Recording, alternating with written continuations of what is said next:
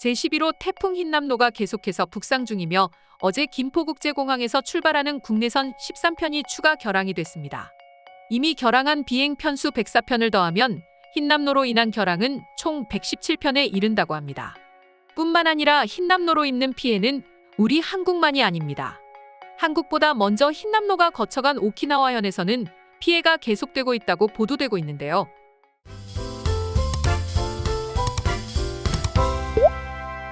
이미 섬에 많은 공항이 폐쇄됐으며 한국처럼 수백 개의 항공편이 취소되었습니다.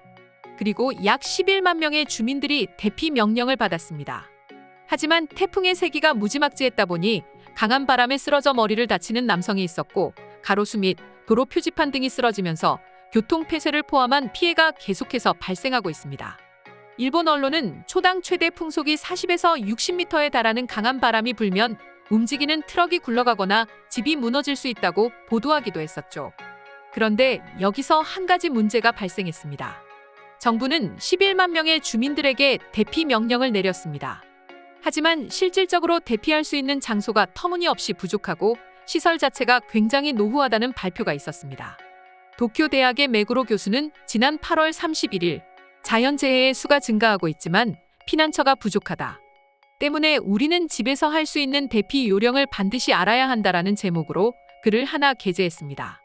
먼저 글을 간단하게 살펴보도록 하겠습니다. 일본의 자연재해는 최근 수십 년 동안 계속해서 증가하고 있다. 2021년 7월 아타미시부터 2022년 8월 호쿠리쿠와 도호쿠 지역에 피해를 입힌 기록적인 폭우는 우리의 기억 속에 여전히 남아있다. 또한 최근 몇 년 동안 일본 곳곳에서는 대지진에 대한 우려도 있을 뿐더러 화산 폭발 등 여러 가지 문제에 노출되고 있다. 그리고 일본은 세계에서 재해가 가장 발생하기 쉬운 국가 중 하나라고 알려져 있다. 하지만 그에 대한 대책이 제대로 이루어지지 않고 있으며 재난 발생 시 사용되는 대피센터의 수는 결코 충분하지 않다라고 말했습니다. 그리고 메구로 교수의 말대로 2018년 10월 1일 내각실이 발표한 자료에 따르면 일본 내 총 인구는 약 1억 2,500만 명인데 전국적으로 지정된 피난센터의 수는 7만 5,895개에 불과하다고 합니다. 그렇다 보니 지금 흰남노처럼 재난 발생 시에 사람들이 한 번에 몰리면 피난처의 붕괴는 불가피하다는 것입니다. 그뿐인가요?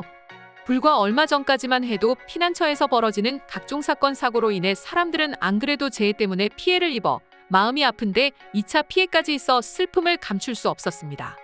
2019년 초강력 태풍 하기비스가 몰아친 일본에서 태풍을 피하려던 노숙자가 대피소에서 문전박대를 당한 사실이 드러나기도 했습니다.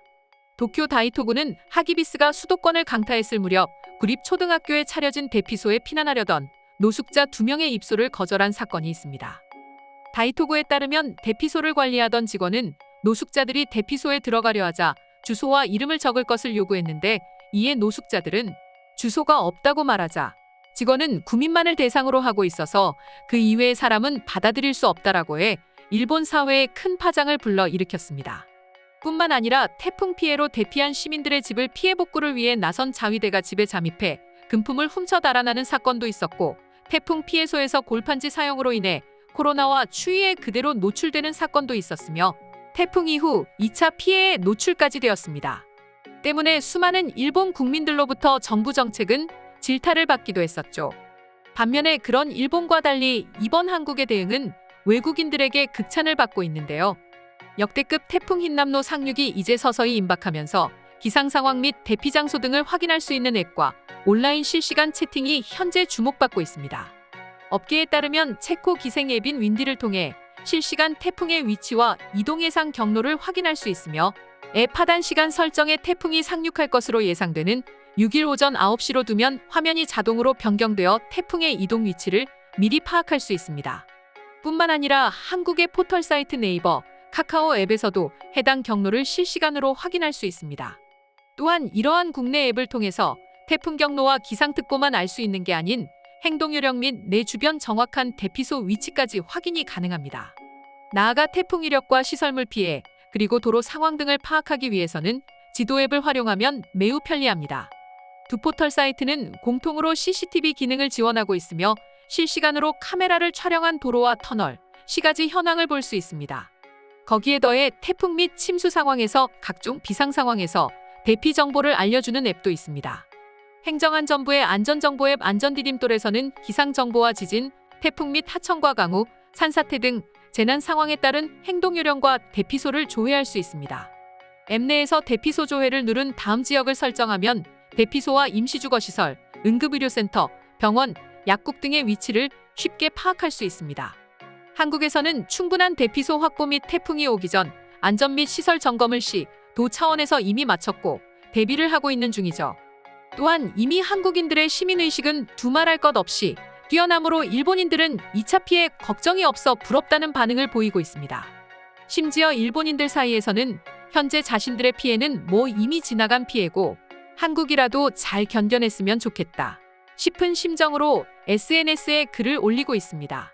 일본의 한 누리꾼은 실제로 한국인들을 향해 절대로 집 밖으로 나가지 말라며 경고 및 당부의 목소리를 냈습니다. 그리고 해당 네티즌은 일본의 피해 사진을 함께 공유하면서 창유리가 풍압으로 깨질 수 있고 나무가 대량으로 쓰러져 도로를 통과할 수 없게 되는 경우도 있다. 산에 사는 사람은 미리 대피를 하라. 생명과 재산을 지키길 바란다고 말하기도 했습니다. 이 네티즌 외에도 수많은 일본인들이 한국의 재난 대응에 부러워하는 목소리를 내비쳤는데요. 그럼 지금부터 관련 일본인들의 반응 살펴보도록 하겠습니다. 항상 한국에 뒤처지는 우리 일본인 것 같아 너무 안타깝습니다. 하지만 이제는 인정할 법도 합니다. 우리 일본은 이제 늙은 용이거든요. 어떻게 된 게 시간이 지날수록 더 잘하는 게 아닌 더 낙후되는 것만 같아. 한국도 잘한다고 막 칭찬할 수만 있는 건 아니지만 그래도 일본보다는 확실히 한국인 건 틀림없는 것 같아. 내가 알기로 한국도 별반 다를 게 없다. 아무래도 한국은 일본보다 훨씬 낡고 후진 나라잖아. 심지어 잘하는 것도 하나 없어. 그런 한국이 우리보다 잘한다니 있을 수 없는 말이야. TV만 봐도 이제 한국이 우리보다 잘하고 있다는 걸 알 수 있습니다. 난 어제 한국에 있는 친구로부터 메시지를 받았는데 한국에서는 이미 재난 대비 태세에 돌입했다고 합니다. 시설 점검을 마쳤고 국민들에게 안전을 바라는 메시지도 계속 보내고 있다고 하더군요. 한국 사람들만 이상하게 다른 것 같습니다. 물론 아직 한국의 피해가 얼마나 굉장할지 모르겠지만 다르긴 달라요. 얼마 전에 서울 전역이 침수되는 사건이 있었는데 그때도 일본에서는 한 달 정도는 걸릴 복구가 고작 3일 만에 됐잖아요. 양국 간의 차이가 이렇게 벌어졌을 줄은 정말 몰랐습니다. 살다 한국을 부러워하긴 난생 처음인 것 같아. 그리고 난 한국을 응원한다. 어디까지 일본은 못할지 기대가 되기는 하는데 그보다는 이제 한국을 인정하고 난 응원하게 됐어.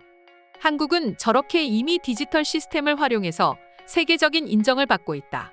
그리고 사람들의 피해도 예전만큼 엄청난 것 같지도 않아.